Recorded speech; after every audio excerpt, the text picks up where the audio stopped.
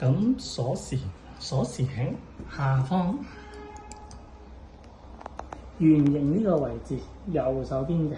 咁左手邊係 Type C 窿嚟嘅。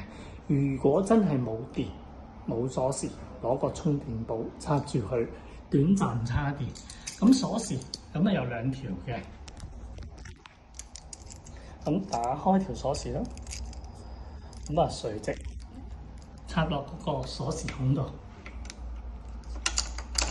好，你會見到而家係未鎖門嘅。咁啊扭右反方向右手邊，咁去鎖門。如果真係把鎖壞咗嘅時候，你可以當把機械鎖咁用啦。咁扭翻直去掹鎖匙就得噶啦。咁插翻落去扭左邊，佢就解除。咁你會見到鎖脷都會軟咗嘅。